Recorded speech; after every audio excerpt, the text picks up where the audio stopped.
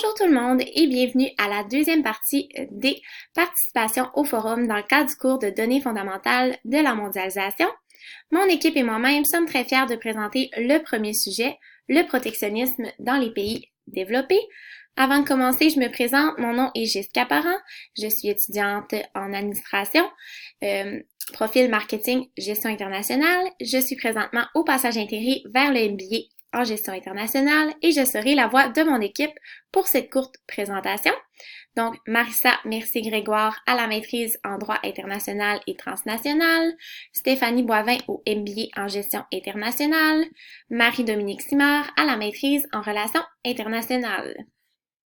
Notre sujet, le protectionnisme dans les pays développés, sera abordé du point de vue du Canada envers sa relation commerciale avec les États-Unis. Donc, nous allons commencer par définir la problématique actuelle. Ensuite, nous allons poser une question de recherche à laquelle nous aurons un rôle à jouer. Donc, nous allons définir notre mandat, donc à quel titre nous allons répondre à la question de recherche. Ensuite, nous allons faire une analyse avec l'impact du protectionnisme américain sur l'économie canadienne. Nous allons aussi observer un cas concret dans l'industrie de l'aéronautique et l'impact culturel dans les relations commerciales sera abordé. Donc, finalement, nous allons amener des pistes de solutions aux problèmes et conclure en vous laissant la parole dans le forum pour la semaine. Pour commencer la problématique, nous allons faire un petit tour historique de la relation du Canada avec les États-Unis. Donc, depuis l'accord de libre-échange canado-américain en 1989, les exportations du Canada vers les États-Unis n'ont pas arrêté de croître. Les États-Unis sont maintenant le principal partenaire commercial du Canada. Le 3/4 des exportations canadiennes se retrouvent sur le marché américain. Donc, l'accord de libre-échange nord-américain, l'ALENA, qui a été adopté en 1994, est aussi grandement contributoire aux relations commerciales entre le Canada et les États-Unis. Donc, depuis la fin de la Deuxième Guerre mondiale, l'adoption du General Agreement on Tariff and Trade et la mise en place de l'OMC grandement favorisé les accords régionaux commerciaux entre les pays. Mais malgré ça, l'idéologie du protectionnisme est en hausse depuis les dernières années dans les pays développés. Dans l'actualité, l'élection de Donald Trump en 2016, avec son discours qui prônait le protectionnisme économique américain, avec des slogans comme Make America Great Again et America First, a remis le protectionnisme sur la scène politique. Donc, on peut comprendre par son discours qu'il voit l'interdépendance que la mondialisation crée comme étant dangereuse pour l'économie américaine. Ainsi, il ne veut pas être dépendant d'un pays, et ce, dans aucun secteur économique. Il démontre également que les États-Unis ne veulent pas être le leader de la mondialisation, mais davantage le gagnant de celle-ci. Du côté du Canada, c'est tout le contraire. On prône le libre-échange, notamment durant l'élection de Justin Trudeau, qui mentionne qu'il veut placer le Canada sur le chemin du retour sur la scène internationale. Il aborde l'influence en tant que puissance moyenne que le Canada détenait autrefois dans la communauté internationale, mais également le fait qu'il doit recommencer à profiter du contexte de la mondialisation dans le commerce international, en optant de nouveau pour le libre-échange, qui ne peut être que profitable économiquement pour le Canada. Donc, on voit que c'est deux façons de penser complètement opposées. Que suite au gouvernement Trump, en 2017, il y a eu 18 nouvelles mesures protectionnisme, que ce soit des mesures tarifaires ou non tarifaires, qui ont été prises par les États-Unis contre le Canada. Donc, on a notamment un exemple dans le marché de l'aluminium. Ces mesures protectionnistes ont pour but de limiter le commerce international afin de protéger les entreprises locales de la concurrence étrangère. Les mesures protectionnistes peuvent se manifester de deux façons, avec les barrières tarifaires et les barrières non tarifaires. Donc, du côté des barrières tarifaires, on parle de droits de douane aux frontières du pays. Les buts de ce type de barrières sont d'augmenter les recettes de l'État et de défavoriser les produits étrangers, tandis que les barrières non tarifaires peuvent prendre plusieurs formes, licence d'importation, inspection avant l'expédition, normes sanitaires ou phytosanitaires, quotas à l'importation, règles d'origine, et servent à réduire le commerce sans passer par l'imposition directe de droits de douane. Donc, dans le contexte de mondialisation, comme on l'a vu dans les séances précédentes, les barrières tarifaires ont diminué, mais les barrières non tarifaires tendent à augmenter. Donc, la problématique, c'est que le protectionnisme pratiqué par les États-Unis amène de l'incertitude au sein de l'économie canadienne qui dépend grandement des États-Unis, notamment en raison de 70% des exportations canadiennes sont à destination de ce pays. Pour favoriser l'investissement, il doit y avoir de la prévisibilité et de la stabilité au sein d'une relation bilatérale. Sans ces caractéristiques, les investisseurs et les entreprises ne peuvent pas être certains de l'avenir et ne voudront pas prendre de décisions pouvant comporter un trop haut risque. La tendance protectionnisme ne se limite pas aux États-Unis, elle est adoptée dans plusieurs pays développés. Les pays développés devraient pourtant être l'emblème du libre-échange. Il y a donc un écart entre la situation souhaitable, qui est le libre-échange, et la situation actuelle. Cette problématique nous a amené à nous poser la question de recherche suivante. Quelles solutions devraient être considérées par le gouvernement canadien pour protéger son économie face à la montée du protectionnisme américain? Notre mandat est d'analyser la problématique du point de vue du Canada en tant que consultant en commerce international engagé par le gouvernement. Donc, notre mandat est de proposer des solutions afin de protéger l'économie canadienne face à la montée du protectionnisme américain, qui est son principal partenaire commercial.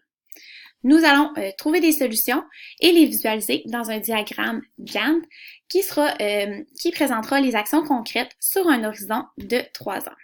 Donc concrètement, qu'est-ce qui se passe et pourquoi on doit agir? Donc les impacts du protectionnisme américain pour le Canada.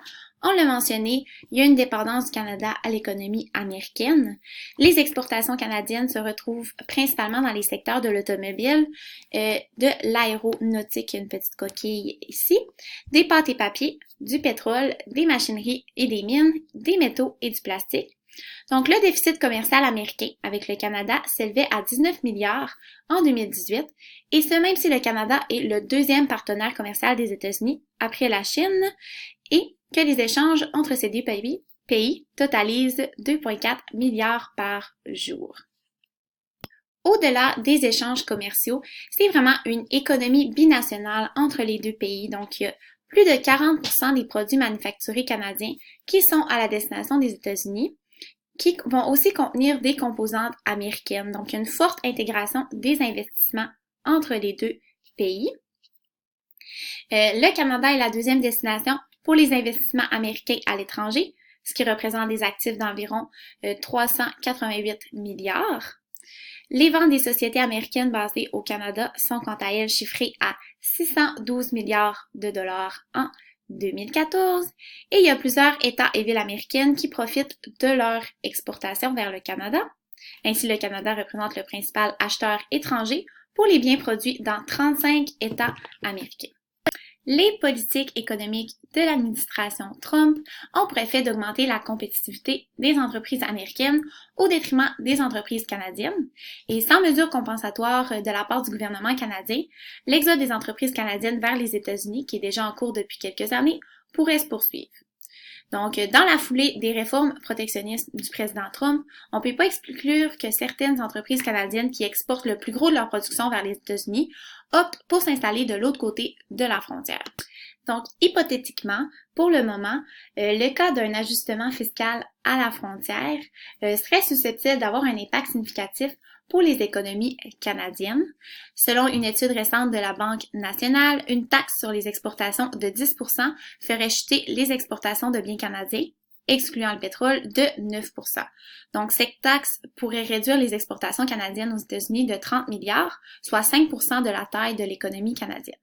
Les secteurs les plus vulnérables à l'ajustement fiscal à la frontière et aux autres politiques envisagées par l'administration Trump sont l'aéronautique et l'industrie pharmaceutique. Plus, même si le Canada est un important importateur d'énergie vers les États-Unis, ceux-ci sont de plus en plus autosuffisants au niveau de l'énergie. Donc, le développement rapide du gaz et du pétrole de schiste a permis aux États-Unis d'accéder à une abondance d'énergie à un coût qui est moindre.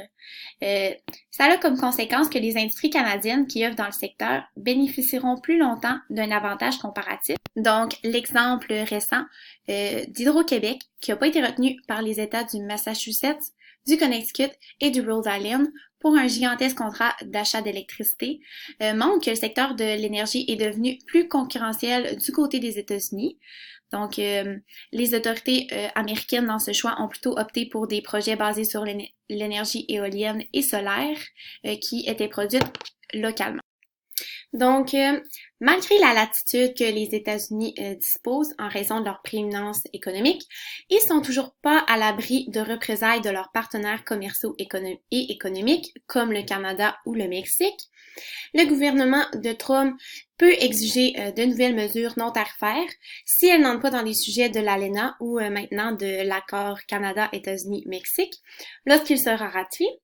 Donc, le Canada doit se préparer à l'éventualité que les États-Unis continuent leur lancée protectionniste. Il existe quand même des distinctions importantes entre les provinces, notamment au niveau de la gestion de l'offre et dans le secteur agricole et du bois d'œuvre. Donc, les provinces vont sans doute s'efforcer de protéger les secteurs clés de leur économie respective face à ces mesures. Nous allons maintenant analyser le cas concret de l'industrie de l'aéronautique. Donc, l'aéronautique est un des secteurs d'avenir les plus dynamiques de l'économie mondiale et le Canada occupe une place de choix dans ce secteur. Il se retrouve au 3e rang mondial pour la production d'avions civils. Donc, en 2018, l'industrie affichait des ventes de 25 milliards de dollars et avait 213 000 personnes à l'emploi. Le Canada exporte plus de 93% de sa production, dont 60% aux États-Unis. Et selon la firme KPMG, le Grand Montréal se trouve au 2e rang en Amérique du Nord, derrière Dallas, pour la compétitivité des coûts d'exploitation. Les entreprises du secteur bénéficient aussi de conditions fiscales les plus favorables en Amérique du Nord et la recherche et développement bénéficie de subventions gouvernementales importantes. Malgré que le secteur aéronautique québécois jouit d'avantages considérables, il n'est pas entièrement à l'abri des mesures protectionnistes non tarifaires qui visent à améliorer la compétitivité des entreprises américaines dans le secteur, y compris la fiscalité, la déréglementation, la pénalisation des importations, les exigences de contenu américain et d'autres mesures. Un cas qui est particulièrement évocateur dans l'industrie de l'aéronautique, c'est le cas de Bombardier, pour qui la C-Série est un concurrent direct de Boeing. Le rapport de l'administration américaine sur les entraves au commerce mentionne spécifiquement les aides gouvernementales du Canada au secteur aéronautique, tout en identifiant Bombardier comme un cas qui mérite un suivi attentif. Dans le fond, le gouvernement du Québec a récemment investi 1,3 milliard dans la C-Série en échange d'une participation de 49,5% dans le projet, en plus des 2 milliards investis par la Caisse de dépôt et de placement du Québec dans Bombardier Transport, et tout ça dans le but d'alléger les problèmes financiers de l'entreprise. Un an plus tard, le gouvernement fédéral a consenti un prêt de 372,5 millions, remboursables sur 4 ans. Donc, ces aides gouvernementales-là ont éveillé des soupçons à l'international. C'est quand même grâce à ces interventions que le Canada restera un joueur majeur dans l'aéronautique. La Commission américaine du commerce international a déterminé que les droits compensateurs imposés par les États-Unis n'avaient pas raison d'être. Ils ont jugé que l'entreprise américaine n'avait pas été concurrencée sur le segment de marché du constructeur canadien. Donc, on peut conclure que le Canada, dans une certaine mesure, est protégé par le système international, régissant le commerce contre les mesures protectionnistes que les États-Unis mettent en place et pourront mettre en place éventuellement dans le futur. On passe maintenant à l'impact de la culture dans les relations d'affaires. Il est crucial pour le Canada, lorsqu'il négocie avec les États-Unis, d'avoir une bonne connaissance de la culture américaine, notamment de la façon dont le président en place et ses partisans pensent et agissent. En ce qui concerne le présent mandat, lorsque le gouvernement canadien considère les solutions qu'il pourrait mettre en place pour protéger son économie face à la montée du protectionnisme américain, ces facteurs doivent absolument influencer ses décisions. Donc, pour ce qui est des similitudes culturelles entre les deux pays, Bien sûr, le Canada et les États-Unis ont une culture qui est très similaire, qui aide aux relations d'affaires, mais aussi la proximité géographique qui facilite les rencontres humaines entre les dirigeants et les représentants des pays et qui permet aussi d'avoir des meilleurs échanges commerciaux. On a aussi une langue commune qui est l'anglais. On est tous les deux des États moralistes, donc qui cherchent à inscrire leurs actions dans une certaine morale, ce qui peut faciliter les échanges plus qu'avec d'autres partenaires commerciaux. On défend tous les deux la liberté et la démocratie. Et on prône le laisser-faire. Donc, la privatisation des entreprises est priorisée, même s'il va y avoir quelques entreprises qui vont rester publiques dans l'économie.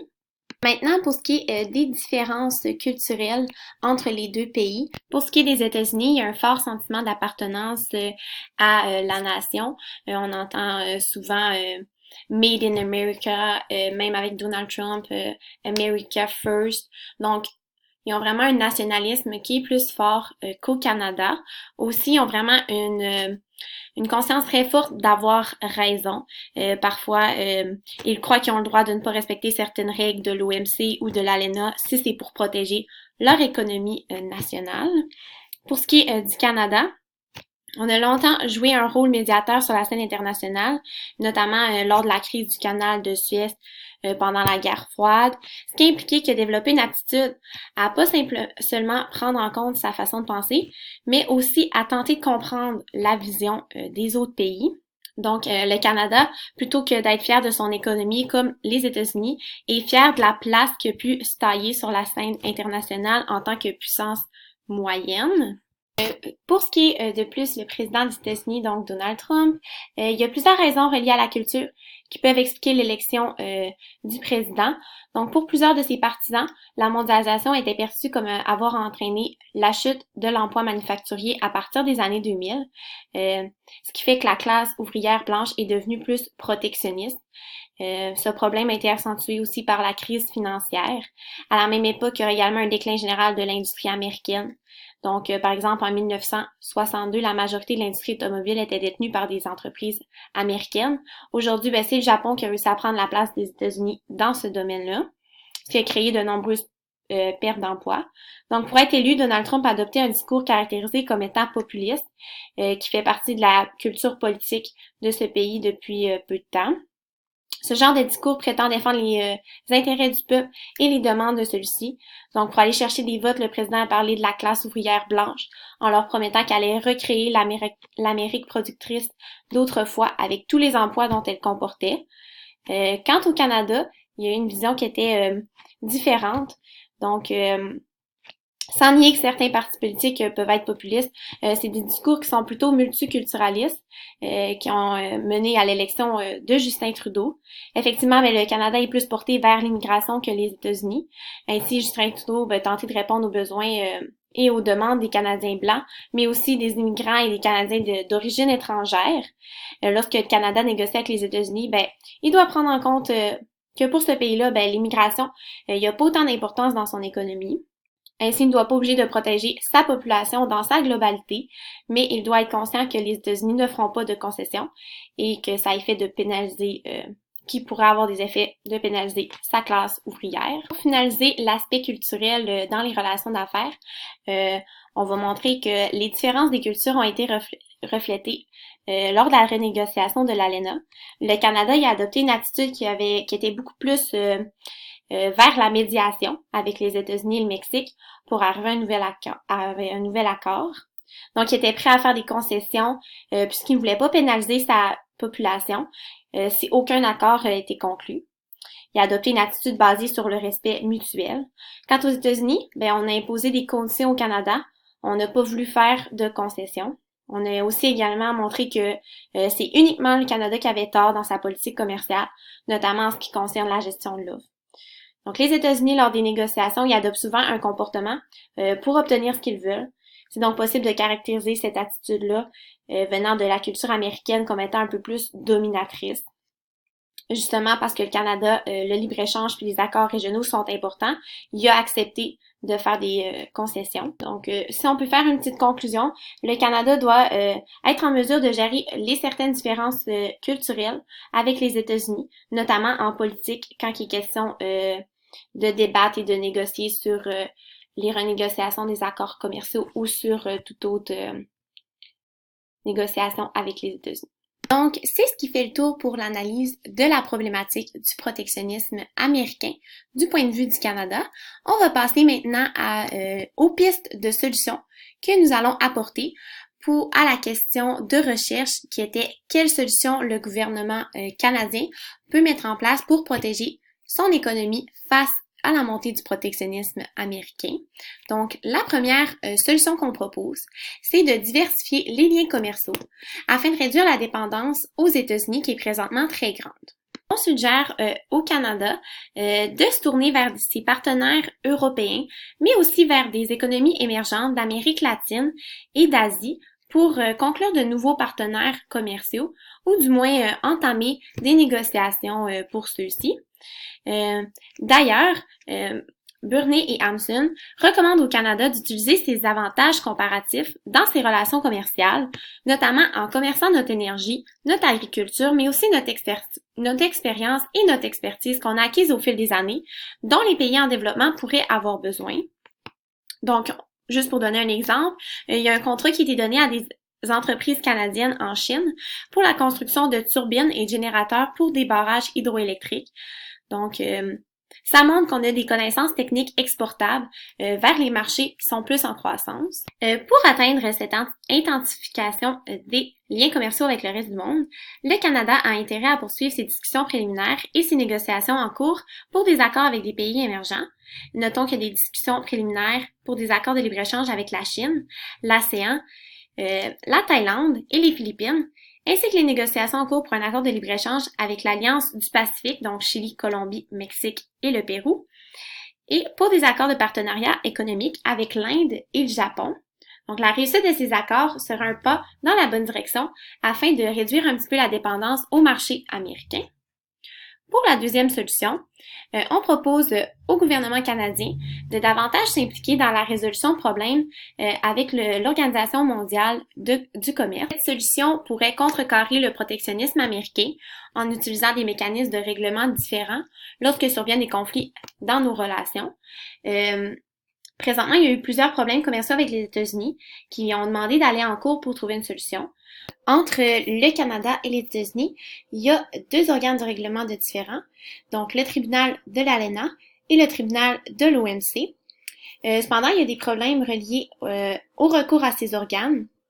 Récemment, nous n'avons que peu de recours au tribunal de l'ALENA, de crainte qu'une décision désavantage les États-Unis et qui les pousse à se retirer de l'ALENA et à ne pas ratifier l'accord Canada-États-Unis-Mexique. Quant au tribunal de l'OMC, son organe d'appel est présentement en crise. Les États-Unis sont insatisfaits de plusieurs aspects de l'organe de règlement des différends de l'OMC, donc ils bloquent les nominations de l'organe d'appel. Le consensus est requis pour ces nominations. Donc, il n'y a aucun siège qui a été rempli et aucun mandat allongé depuis le début de cette crise. Sur les 7 membres requis à l'organe d'appel, il en reste que 3 et en décembre, il n'en restera qu'un, rendant l'organe d'appel totalement inutilisable. Les États-Unis ont l'impression que l'organe de règlement des différends dépasse ses compétences en ce qui a trait à l'interprétation du droit de l'OMC, entre autres problèmes. De plus, les règles de l'OMC furent faites pour les économies de marché, ce qui tend à donner raison à la Chine dans les différends l'impliquant, enrageant les États-Unis. Les règles de l'OMC offrent d'ailleurs peu de recours contre les entreprises d'État. C'est un grave problème pour les règlements de conflits entre le Canada et les États-Unis. Sans organe d'appel, il suffit de demander à ce que la décision de première instance soit envoyée en appel pour que cette affaire soit bloquée et la décision inapplicable, car personne ne va pouvoir statuer sur la décision. Au total, c'est au moins 20 plaintes qui ont été déposées par le Canada contre les États-Unis, qui sont allouées devant l'organisme de règlement des différends de l'OMC. Il est nécessaire d'avoir un organe efficace qui va permettre de résoudre les conflits dans nos relations avec les États-Unis afin de pouvoir protéger contre les mesures protectionnistes. Donc, ce que nous proposons pour le Canada, en tant que voisin des États-Unis et partenaire proche de l'Europe, c'est d'agir comme médiateur dans les négociations pour la réforme de l'Organisation de règlement des différends. Pour ce qui est de la troisième et dernière solution, ce serait de compenser les secteurs affectés par le protectionnisme de façon précise et temporaire. Donc, ce programme serait composé de subventions sous forme de transfert d'argent direct ou de prêts, de crédits d'impôt ou de fourniture de services. Par exemple, cette solution demande au gouvernement canadien d'être très prudent parce que les subventions sont très mal vues dans le commerce international. Ils posent parfois des obstacles au commerce. Il faut s'assurer que aucun aspect va favoriser indûment les entreprises en particulier. Il faut surtout éviter d'offrir une subvention à l'exportation qui va viser à augmenter les ventes à l'étranger parce que ce type de subvention est totalement illégal. Donc, l'application de cette solution devrait idéalement être temporaire et viser qu'à garantir la santé économique canadienne et des secteurs touchés par le protectionnisme en attendant le retour à la normale de ce marché. En bref, c'est pas une situation idéale, mais c'est celle que nous recommandons. Toutefois, si le gouvernement est prêt à courir les risques qui lui sont associés, cette solution pourrait agir de bandage temporaire sur la blessure en attendant que les autres solutions à plus long terme portent fruit. Cependant, il vaut mieux mettre en place des solutions qui prennent du temps, mais qui changent la structure même de nos relations commerciales afin de s'assurer que le Canada soit moins vulnérable aux élans protectionnistes à venir, plutôt que de penser chaque petite blessure pour les années à venir dans les économies. Nous avons visualisé les 3 solutions dans un diagramme Gantt avec des actions concrètes étendues sur 3 ans. On a divisé nos années en 4 trimestres. Donc, pour vous expliquer brièvement, pour la première solution qui était de diversifier les liens commerciaux du Canada, on a proposé les actions de solidifier les accords qui sont présentement mis en place, mais aussi de solidifier les relations diplomatiques. Donc, pas seulement commerciales, mais plus largement solidifier nos relations avec d'autres pays. On a aussi mentionné la recherche de nouveaux partenaires commerciaux, mais aussi d'avancer les discussions préliminaires avec d'autres partenaires. On n'a pas mentionné la conclusion ni la négociation d'accords avec d'autres partenaires parce que c'est vraiment des choses qui se font sur un horizon de temps beaucoup plus large que seulement 3 ans. Pour ce qui est de s'impliquer dans la résolution de problèmes de l'OMC, on a commencé par identifier le besoin de faire des études sur les règlements des différends, donc d'aller chercher les différentes plaintes qui ont été faites et de faire une étude sur comment on devrait réformer l'organisme des règlements des différends. Ensuite, il faudrait initier une première rencontre avec les parties prenantes et aussi rencontrer les États-Unis pour essayer d'avoir leur point de vue, avoir une négociation. Et ensuite, on voudrait aller vers une médiation, le rôle de médiation du Canada comme on avait mentionné précédemment. Et finalement, sur la dernière année, élaborer la réforme de l'organisme de règlement des différends de l'Organisation mondiale du commerce. Pour ce qui est de la troisième solution, une solution qui est étendue sur un plus petit horizon de temps, parce que comme on l'a mentionné, c'est une solution qui est plus temporaire. C'est de compenser les secteurs affectés par le protectionnisme. Donc, en premier lieu, il faudrait faire une étude des impacts de la situation et aussi une étude des secteurs qui seront touchés par les mesures protectionnistes des États-Unis. Ensuite, lorsque les études seront faites, on fait un plan d'action, donc qui est déterminé sur une durée de 2 trimestres, mais qui peut aller s'échelonner sur une durée de 3 trimestres également. Ensuite, il faut s'assurer de la conformité juridique du plan d'action. C'est très important, comme on l'a dit, c'est une solution qui nécessite de la prudence de la part du Canada. Donc, il faut s'assurer que les subventions qu'on va mettre en place sont conformes juridiquement. Et finalement, on met en place le plan d'action dans les différentes économies qui seront touchées par le protectionnisme des États-Unis. Donc, c'est ce qui conclut notre vidéo sur notre sujet. Merci pour votre visionnement. Maintenant, ça va être à vous de vous exprimer dans le forum de la semaine. Alors, on vous pose 3 questions en lien avec notre problématique et on vous invite à y répondre dans le forum. Bien sûr, nous, on va intervenir avec vous au courant de la semaine, interagir et on va bien lire vos réflexions pour vous répondre et voir où vous allez emmener notre sujet. Donc, la première question, c'est quels secteurs sont les plus à risque de souffrir des mesures protectionnistes américaines au Québec? La deuxième question, comme nous avons vu dans les séances précédentes, la mondialisation a entraîné la diminution des barrières tarifaires et l'augmentation des barrières non tarifaires. Donnez des exemples de barrières non tarifaires récemment adoptées par les pays développés.